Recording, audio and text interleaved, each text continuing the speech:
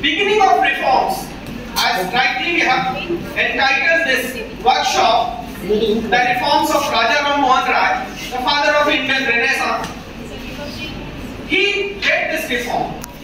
But let me add to this that the reform movements were already in place in India in every era. It is not something new they have done, but they have brought it in a much organized, focused and systematic manner. The reforms that were propagated by the scholars and philosophers before Raja Ram Mohan Rai can be categorized as religious reforms or a little bit cultural reforms. You can put Kabir Das into it, you can put Guru Nanak Dev, Tagore, and list is long, Sant Ravidas. The reforms that they suggested they propagated were concerning pertaining to the religious, cultural life and general human behavior of the people. And it is accepted belief that whenever there is decline of morality, ethics, whenever there is increase in atrocities, superstition and malpractices in the society, we always have someone who can become a source of light, who can become a ray of hope for the people.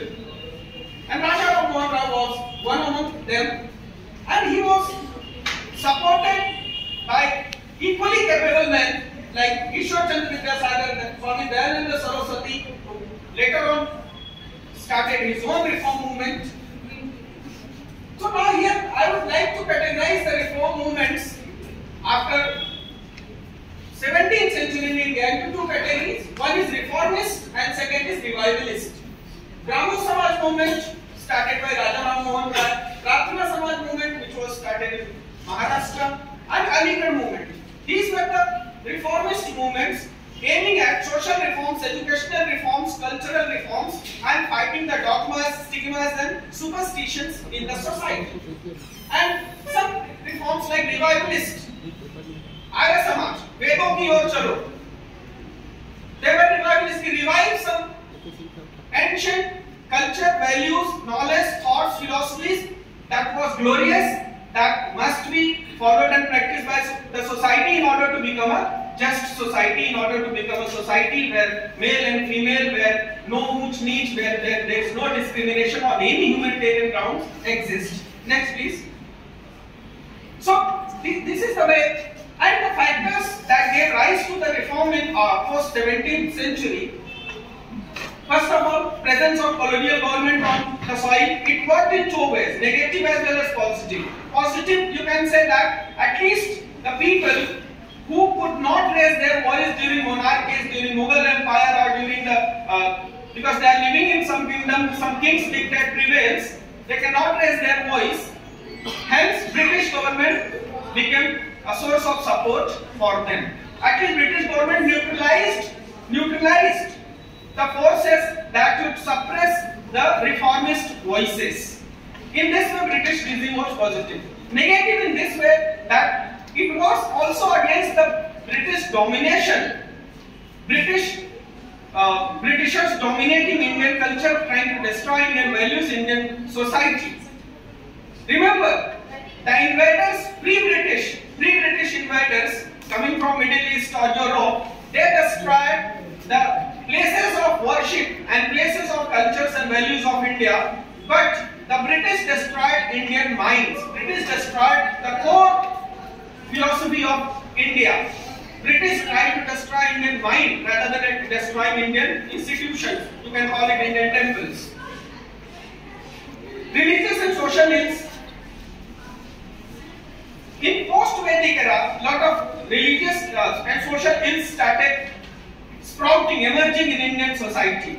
Be it religious superstitions, religion, Sanatana Dharma or Hindu Dharma becoming too much ritualistic, which was not very conducive, very good for the average common people to afford it, to live into this whole.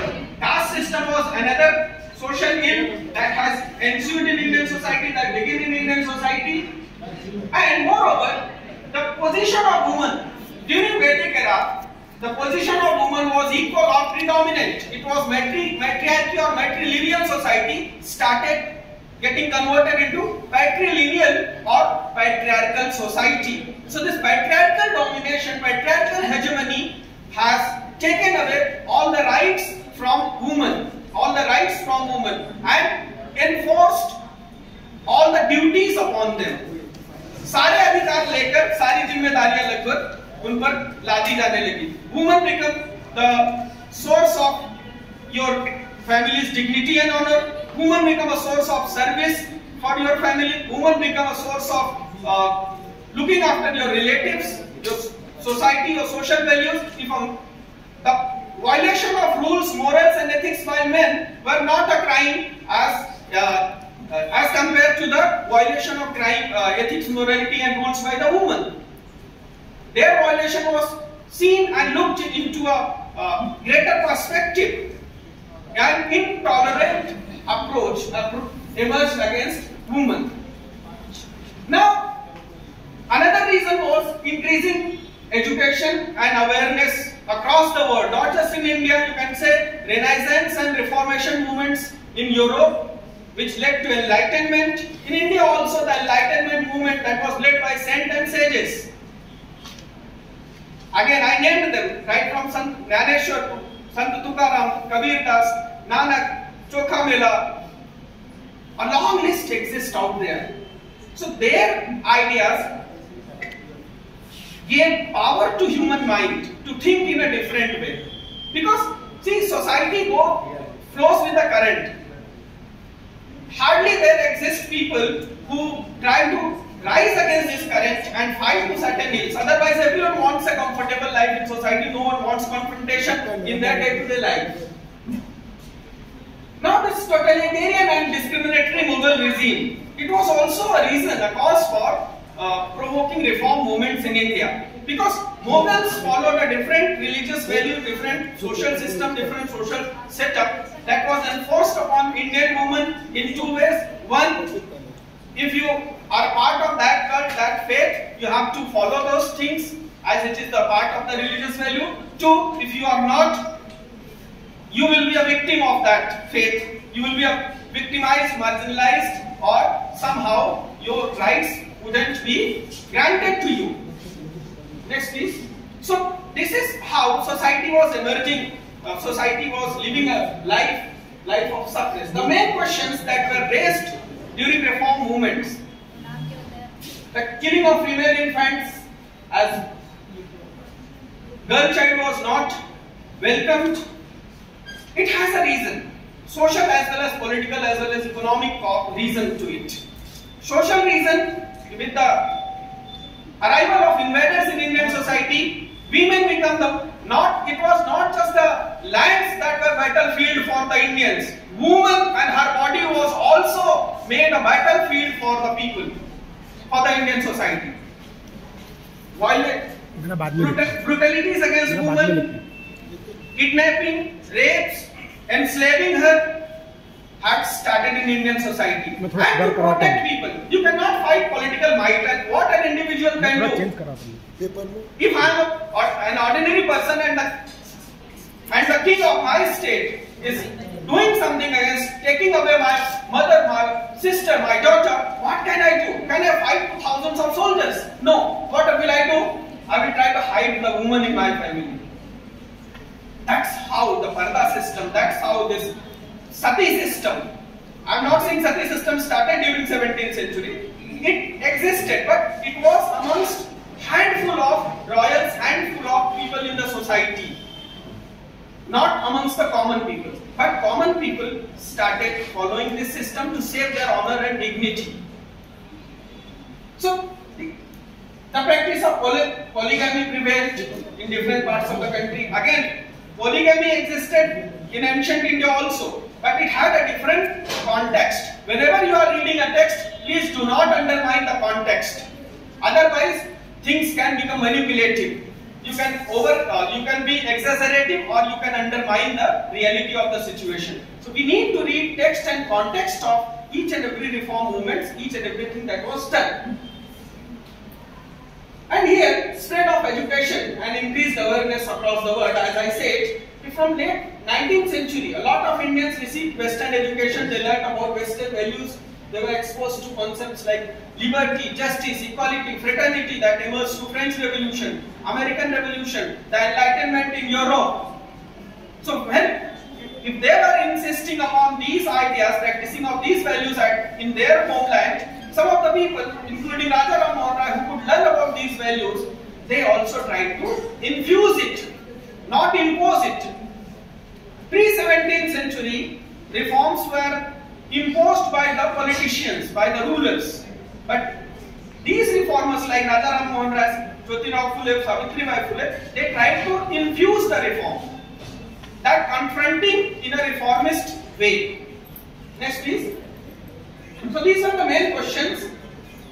Now Raja Ram Mohan Rai institutionalized the reform movement, the process of reform. He was a great scholar. He knew 8 languages. He could read, write and speak in 8 original classical languages of the world. Sanskrit, Arabic, Latin, so on and so forth. So he was a man of great wisdom, great scholarly capabilities. So it was reform movements again supported by Devendranath Tagore, Keshav Chandra Sen Pandit, Shivnath Shastri and Rabindranath Tagore, who were contemporaries and who came later. Pratna Samaj was established by Dr. Atmaram Pandurang Tarkharkar in Maharashtra in 1876, and it was objective of this Pratna Samaj was to promote rational worship and social reform. Rational worship, not a blind faith, not a ritualistic worship. But why am I doing this? What is the reason behind this particular religious practice, this particular religious faith, this particular religious text? That you should know. Then he was supported again to great contemporaries R.C. Bhandarkar and Justice Mahadev Govind Ranade. In social reforms, they raised the questions of women empowerment, like abolition of sati system, abolition of prevention of widow marriages. They supported widow remarriages, caste system. Next, please. So now Pratna Samaj, you can note their activities. So they devoted themselves and worked for social reforms such as intercaste dining, intercaste marriages, widow remarriages, improvement of lot of women and depressed classes. Their main agenda was disapproval of caste system, that eradicate caste system, women education, widow remarriage, raising the age of marriage. It had become a very big issue between Ranade and other contemporaries, the age of marriage. Though Ranade supported the existing age of marriage, he was in favor of widow remarriage. He himself married to a widow later on in his life. So now British government reacted with mediocre reforms and encouraging formation of Congress party. Now when these things were going on, when Britishers realized that Indian society is attaining enlightenment, people are becoming aware, and once they become aware against the social taboos, social ills, second step is becoming aware about political atrocities, political domination. So they slowly infused something called Congress party in Indian system. We all know that Evo Hume, a retired collector, retired officer from British government, was the founder of Congress party and with leading intellectuals of that time. Though later on it became a leading party that led our freedom movement thanks to the leader who joined Congress party. In other parts of the world, Pratna Samaj was active in Maharashtra and Goa. Now Ramakrishna Mission and Young Bengal movement, Ramakrishna Mission, Ramakrishna Paramhans, later on led by Swami Vivekananda, they also fought against social evils. Their mantra was Jiva is Shiva. जीव ही शिव है, आत्मानुभूति हो धर्म की और धर्म के ज्ञान की, अध्यात्म की, उस तरफ समाज को ले चलो। रिचुअल्स और सुपरस्टिशन से समाज को काफी नुकसान हो रहा है। Young Bengal movement, they were also known as Derosians, क्योंकि हेनरी लुइस विवियन डेरोसियो एक टीचर थे कलकत्ता में, कॉलेज में पढ़ाते थे, और उनके फॉलोअर्स, उनके थॉट्स जो फॉलो करते थे, उन्होंने यंग बंगाल मूवमेंट शुरू किया था। डेरोसियंस उनको कहा जाता था। And They cherished the ideals of French Revolution, जो मैंने बताया, justice, liberty, equality, fraternity.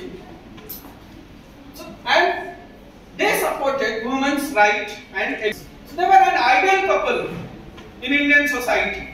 जो कहते हैं ना charity begins at home. Mahatma Phule इसलिए सिग्निफिकेंट है क्योंकि सबसे पहली शुरुआत, सबसे पहला कदम उन्होंने जो उठाया वो अपने घर से, अपने आप से उठाया. Educated, he educated himself. Next आइए. He educated himself. Then educated his own wife and then started educating girls, society and other people from depressing class. Basic information about their early life so that you can connect with the time frame in which they lived and the political system that existed. It was just immediately after end of Peshwa regime, end of Maratha regime and concurrence of British in Maharashtra.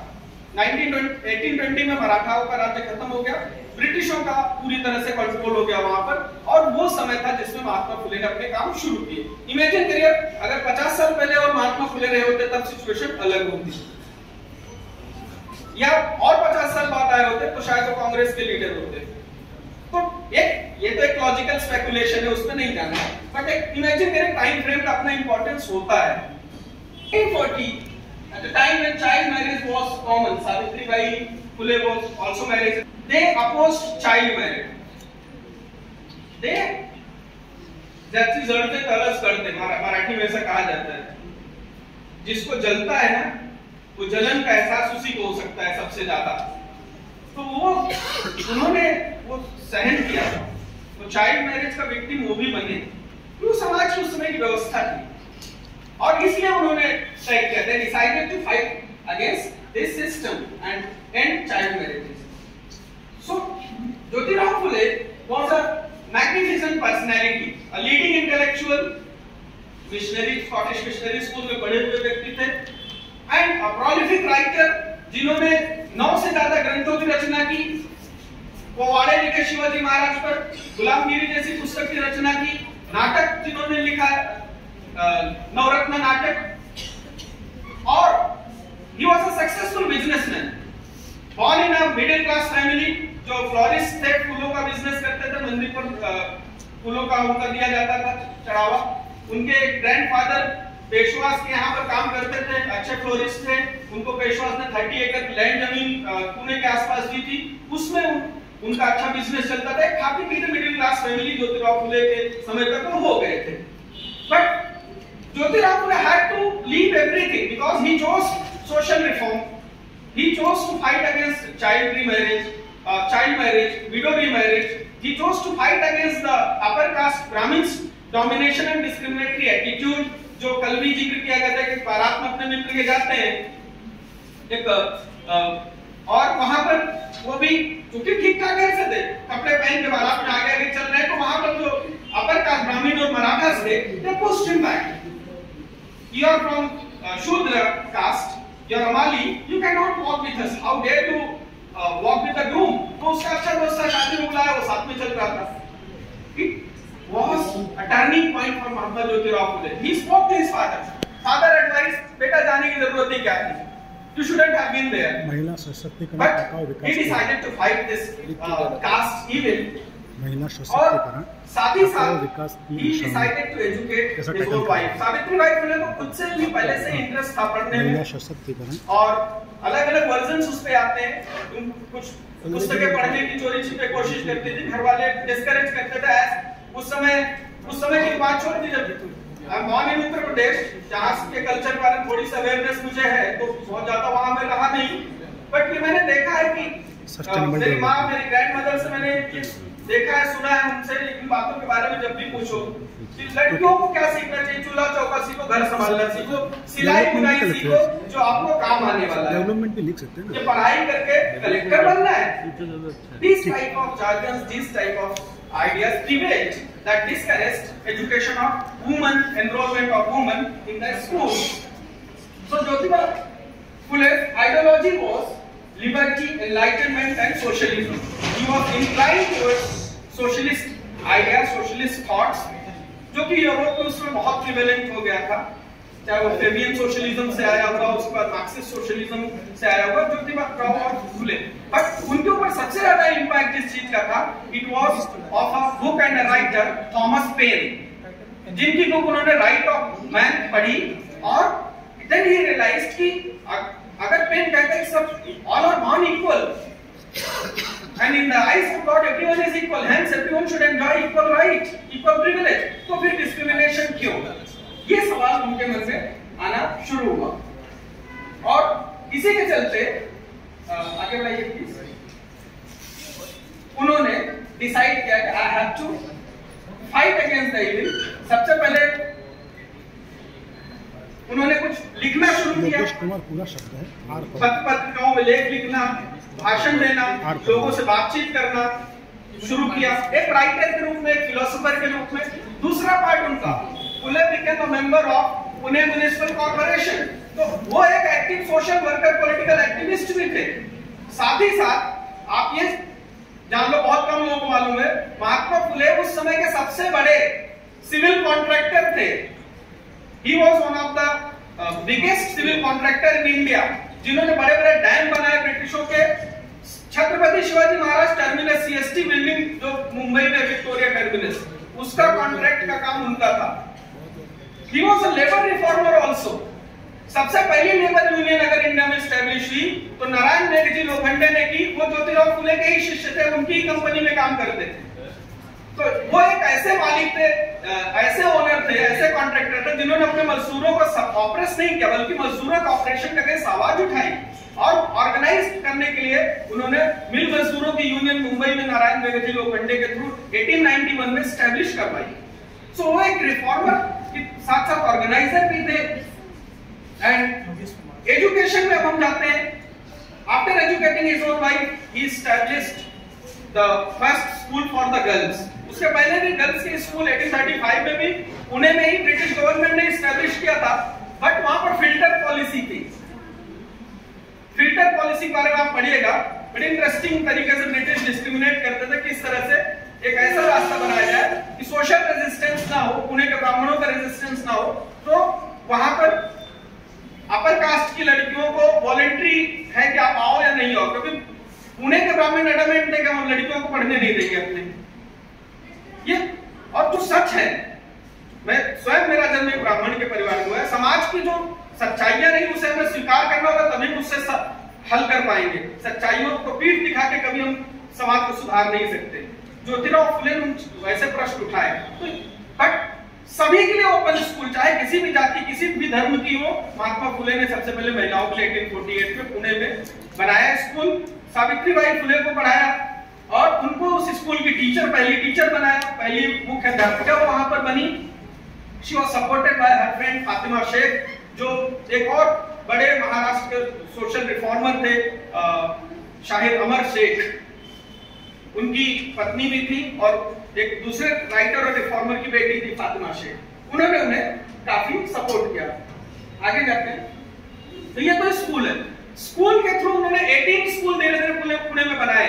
It was duly noted by the collector of Pune, it was duly noted and reported to Maharani Victoria back in London, and the minister of education in British cabinet appreciated her public felicitation of Phule couple was done, widely covered by the newspapers across Maharashtra, across India, and they become very famous. तो हर जगह school, ज्ञान की ज्योति जलाना उन्होंने शुरू किया, अपने गांव में, सावित्रीबाई फुले के गांव में और पुणे के पूरे एरियाज में, मुंबई में, हर जगह उन्होंने स्कूल चलाना शुरू किया।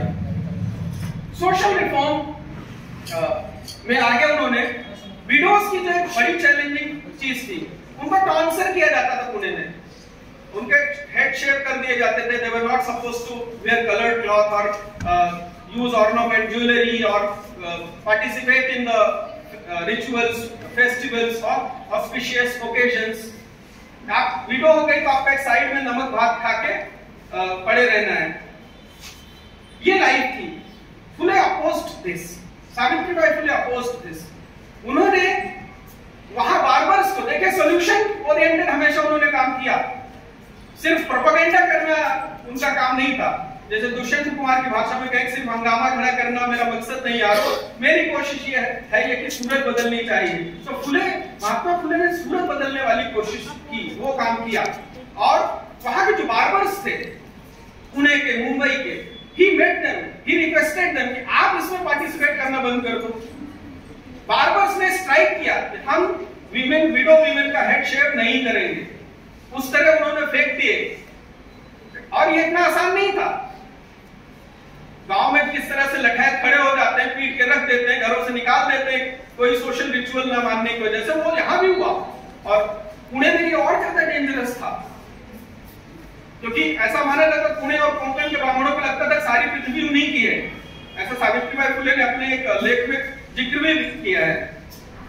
तो वो हेड काउंसिल बंद हुआ। दूसरी प्रॉब्लम विडोज को, जो कभी कभी सेक्सुअल ऑफेंस, सेक्सुअल वायलेशन का शिकार होती थी, चाहे घर के ही लोगों से या बाहर किसी से, और कभी कभी प्रेग्नेंट हो जाती थी, कोई हेल्थ फैसिलिटी नहीं, कोई टर्मिनेशन फैसिलिटी नहीं, वो समस्या की वजह से उनको आत्महत्या करना ही एक रास्ता दिखता था, या समाज में उन्हें बुरी तरह से मार्जिनलाइज कर दिया जाता था। अब उन्होंने तय किया कि हम बाल हत्या प्रतिबंधक गृह एक बनाएंगे, प्रोहिबिशन ऑफ इन्फैंट फेटिसाइड और killing of newly born children. अब घर उसके लिए जगह चाहिए, सबसे पहले अपने घर में ही शुरू कर दिया। सावित्रीबाई फुले का हमेशा कहना था जो आपको करना है उसके लिए कल का इंतजार मत करो, अभी शुरू हो जाओ। आज जो बड़े बड़े मैनेजमेंट थिंकर्स पढ़ाते हैं, मैं जब भी अब्राहम मास्लो को पढ़ाता हूँ या स्टीफन कोवे को पढ़ाता हूँ, तो उसमें ये बात आती है, डू इट नाउ। ये सावित्रीबाई फुले उस समय लिख कर गई बाकायदा कि जो करने बच्चों, स्कूल की प्रेयर में एक लाइन ये जोड़ी जाती थी, जो करने बच्चों वो आज करो अभी कर लो, दोपहर का काम सुबह करो। तो ये उन्होंने अपने घर से शुरू किया, विधवाओं को रखते थे वहां पर, उनके डिलीवरी करवाते थे। और बच्चों का क्या होगा, तो वो अगर वो माताएं चाहती थी तो उन बच्चों को अपने ही पास वो रख लेते थे। तो क्रेच भी शुरू कर दिया, अनाथ आश्रम एक तरह से बच्चों का उन्होंने शुरू कर दिया सारी। और इन विडो महिलाओं को एम्प्लॉयमेंट मिल सके इसलिए एजुकेट किया, और एम्प्लॉयमेंट मिलने में फैसिलिटेट किया। छोटे छोटे उद्योग शुरू करवाना, कागज के, पापड़ के, जो भी महिलाएं कर सकती उनकी कैपेसिटी में। तो ये एक ह्यूमन एम्पावरमेंट की रेवोल्यूशन थी इंडिया में, जिसके अभी सैल्यूट ज्योतिराव फुले एंड सावित्रीबाई फुले। आगे जाइए। तो इसके साथ चाइल्ड मैरिज का उन्होंने विरोध करना शुरू कर दिया। अच्छा, इंटरेस्टिंग बात थी, जब ये बाल हत्या प्रतिबंधक गृह खोला उन्होंने, ज्योतिराव फुले और सावित्रीबाई फुले ने डिस्कशन किया हम लोगों तक how we will spread the message. Savitribai Phule ने कहा आप चिंता मत करिए, आप मैसेज लिख कर दीजिए और मैं करती हूँ। उन्होंने चुपचाप वो मैसेज कागज पर लिखा, उसकी कई प्रतियां कार्बन कॉपी बनवाई, और जो भी शिक्षक और बच्चे उनके यहाँ आते थे बोले रात में जाके दीवारों पर चिपका देना है प्रमुख स्थानों पर। तो पुणे शहर के प्रमुख स्थानों पर उनके जो सपोर्टर्स और वेल विशर्स थे मुंबई वगैरह के, सबके यहाँ ये पर्चे पहुंचाए गए और प्रोमिनेंटली चिपकाए गए कि जिन ऐसी विधवाओं को, जिन ऐसी असहाय नारियों को मदद चाहिए उनके लिए फ्री में सुविधा है। और लोग आना शुरू हुए। उन्होंने एक बच्चे को अडॉप्ट किया था, उनको खुद का बच्चा नहीं था, और अपने पेरेंट्स और मैटरनल पेरेंट्स के बहुत प्रेशर के बाद जो है उन्होंने, इनफैक्ट उनको देखिए एक आइडियल हस्बैंड का भी रोल उन्होंने हमेशा प्ले किया। उनके ससुर महात्मा फुले के स्वयं आकर उनके पिताजी से, गोविंदराव जी से बात करते हैं, दोनों एग्री होते हैं कि लेट हिम रीमैरी, एक और शादी कर ले, शायद बच्चा उनसे हो जाए। उन्होंने कहा कि एक शर्त, अपने ससुर से उन्होंने कहा, यह उनके संवाद में दर्ज बात है कि अगर मुझे मेरी पत्नी की सौतन लाने की बात कर रहे हैं तो मुझे यह भी परमिशन दीजिए कि मैं अपना भी सौत लाऊंगा। तो वो बोले कि ये क्या पागलपन की बात है। बोले जो आप कह रहे हो वो पागलपन ही है। मैं अनाथ आश्रम चलाता हूं, वहां सैकड़ों बच्चे हैं, सब हमारे बच्चे हैं। सिर्फ सावित्रीबाई के गर्भ से न जन्म लेकर वो बच्चे नहीं है हमारे, ऐसा नहीं। तो ऐसी ही एक विधवा ब्राह्मण विक्टिम विधवा थी, उसके बच्चे को उन्होंने बाद में अडॉप्ट किया उसकी मर्जी से, और उनका नाम यशवंत राव दिया। यशवंत राव भी इस काम में बहुत आगे उनका साथ दिए। ये चाइल्ड मैरिज कैसे खत्म हो, चाइल्ड मैरिज के लिए उन्होंने बाकायदा ऑर्गेनाइज एफर्ट लिया, महिलाओं की कमेटी बनाई, और समझदारी देखिए, कमेटी के इनॉग्रेशन के लिए डिस्ट्रिक्ट कलेक्टर की वाइफ को बुला दिया और बोला कि you be the chairperson of this committee. अब डिस्ट्रिक्ट कलेक्टर की वाइफ को अच्छा लगा और कलेक्टर साहब ने सपोर्ट करना शुरू कर दिया। और इसीलिए आप देखिए समय समय पर एक्ट भी बनते गए। एजुकेशन रिफॉर्म के लिए उन्होंने बाकायदा नोट लिखा ब्रिटिश एम्पायर को कि जो आपने एजुकेशन पॉलिसी 1858 के बाद लाई उसमें बहुत कमियां हैं, वो एक तरफा है। आपको ऐसे स्कूल बनाने चाहिए जहां शूद्र ही टीचर हो, क्योंकि वो टीचर्स नहीं एक्सेप्ट कर रहे स्टूडेंट्स को होल हार्टेडली। वो एक डिस्टेंस से पढ़ाते हैं, एक सोशल डिस्क्रिमिनेटरी एटीट्यूड से पढ़ाते हैं, जिससे बच्चे घुल मिल नहीं पाते उनके साथ। तो आप उनके लिए अलग से स्कूल बनाइए और उसमें शूद्र ही टीचर बनाइए। तो ये महात्मा फुले के छोटे छोटे जो रिफॉर्म मूवमेंट है, इन सब में सावित्रीबाई फुले बहुत ही लीडिंग रूप से शामिल रही। And you know the social resistance they face for 7 years। Mahatma Phule पर मर्डर अटेम्प्ट भी किया गया। एक 2 लड़कों को आज की भाषा में कहे सुपारी दी गई, इनको मारिए, 1000 रुपए उस समय की रुपए में उनको दिया गया। और बाद में वही दोनों महात्मा फुले के फॉलोअर्स और डिसाइपल बने उनके सत्यशोधक मूवमेंट में, जब उन्होंने उनको समझाया सच्ची बात कि तुम तो कुम्हार जाति से हो, तुमको क्या हासिल होगा मुझे मार के, मैं तो तुम्हारे ही बच्चों को पढ़ाने की कोशिश कर रहा हूँ, मुझे मार दो, लेकिन ये ध्यान रखना अपने बच्चों को मेरे स्कूल में जरूर पढ़ने भेजना, जिससे कि वो तुम्हारे जैसे ना बने, वो समाज में सम्मान से जिसने। ये थे महात्मा फुले जो लोगों के मन को टच करते थे। इसीलिए मैंने शुरू कहा थे इन्फ्यूज्ड, उन्होंने इंजेक्शन की तरह नसों में उतारा समाज सुधार को, ना कि लादा समाज पर भाषण देके मंचों से हट गए, ऐसा नहीं किया उन्होंने। आगे बढ़ते हैं और हम कंक्लूड करेंगे। ये लास्ट है जी, बढ़ाइए। समय की अपनी मर्यादा है, नहीं ये लास्ट नहीं हो सकता, मैंने बनाया है।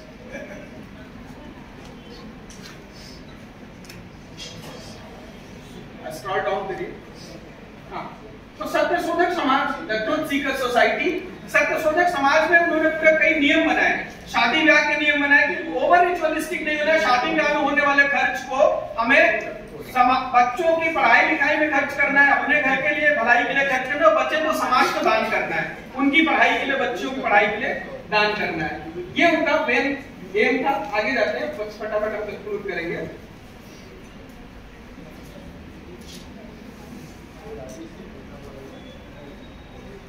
हाँ, ये कई एक्टिविटीज और उनके थॉट्स का ही प्रभाव था जो बाद में डॉक्टर अंबेडकर और महात्मा गांधी जी जैसे लोगों ने भी इन चीजों को सपोर्ट किया, चाहे वो इरेडिकेशन ऑफ कास्ट सिस्टम हो या महिलाओं का एम्पावरमेंट हो, उनको सपोर्ट किया। बस आगे चलिए हम कंक्लूड करते हैं। और महात्मा फुले पहले व्यक्ति थे जिन्होंने दलित वर्ड कॉइन किया, दलित वर्ड यूज किया, जो बाद में एक पॉपुलर टर्मिनोलॉजी हुई, एक शेड्यूल्ड कास्ट के लिए, डिस्कोर्सेस के लिए, राइटिंग के लिए, एकेडमिक कंसिडरेशन के लिए। आगे बढ़ाते हैं, खत्म करते हैं।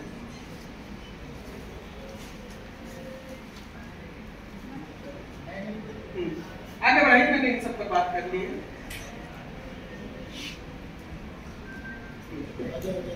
और आगे बढ़ाइए। ये पूरा पेपर रेडी है, मैं पेपर ऑर्गेनाइजर्स को सबमिट करूंगा, आप लोग को उपलब्ध रहेगा। तो इम्पैक्ट उनका क्या हुआ? अब कुछ क्रिटिसिज्म्स भी महात्मा फुले के हैं जो हमें ध्यान देने चाहिए। किसी को भी हमें एक तरफा नहीं देखना चाहिए, नहीं इसको हम आस्था की दृष्टि से देखने लगते हैं और फिर समाज वही जिनके प्रति आस्था रखता है उनकी मूर्तियां बना के अलग से दिखा देता है, उनके थॉट्स को भी फॉलो नहीं करता। तो चाहे बुद्ध के साथ भी यही हुआ, गांधी के साथ भी हुआ, फुले के साथ, अम्बेडकर के साथ, सबके साथ यही होता है। जिसके प्रति आस्था बढ़ा लेते हैं, उसकी पूजा करने लगते हैं और पूजा करने के बाद हम फिर अपने उन्हीं कर्मों में लग जाते हैं।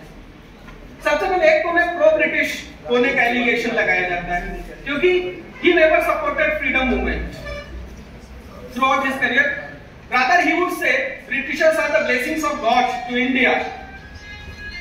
ये उनका अपना एक ऑन रिकॉर्ड स्टेटमेंट है। उनका कहना था कि ब्रिटिश आए इसलिए हम कम से कम जातिवाद के अगेंस्ट, ब्राह्मणों के अत्याचार के खिलाफ लड़ पा रहे हैं। और ब्राह्मणों से मतलब एक और चीज डाल लीजिए, ब्राह्मण व्यक्ति के खिलाफ होने ही, क्योंकि उनके सारे मूवमेंट में आप देखेंगे तो 70% से ज्यादा ब्राह्मण ही उनके साथ रहते थे इन सारे रिफॉर्म मूवमेंट्स में। उनके ब्राह्मण मित्र ही हुआ करते थे जो पैसे से कार्यकर्ता के रूप में हर तरह से इंप्लीमेंट करते थे उनके प्लान्स को। तो एक ये रहता था कि उन्होंने कभी एक्नॉलेज नहीं किया उस चीज को। ब्राह्मण्स उनके साथ में हमेशा इस पूरे रिफॉर्म मूवमेंट में लगे रहे, हमेशा सपोर्ट किया उन्होंने, लेकिन एक्नॉलेज नहीं किया। और तीसरा, ही वाज ओवर आइडियलिस्टिक, उन्होंने कहीं कहीं ऐसी चीजों को सपोर्ट किया जो आइडियली पॉसिबल नहीं होती समाज में। आप समाज को एक झटके से ऐसे ब्लेड से काट के अलग नहीं कर सकते किसी बुराई को, और स्लो चलना चाहिए, चीजों को और ढंग से समझना चाहिए, क्योंकि ऐसा करके आप एक को अच्छा और एक को बुरा कहके कहीं कहीं जो जक्सटापोजिंग देम, आप एक दूसरे के खिलाफ खड़ा कर रहे हो, और आपके जाने के बाद जब उतना प्रभावशाली व्यक्ति नहीं आता मंच पर तो एक दूसरे से लड़ते हैं। तो जिस चीज को सुधारने के लिए आपने इतना प्रयास किया, वही चीज कहीं कहीं समाज को और बिगाड़ने का कारण बन जाता है, फिर चिढ़ के लोग उस चीज को करने लगते हैं। तो this is my humble submission to this learned audience. Thank you for your patience and hearing. And I thank you, organizer,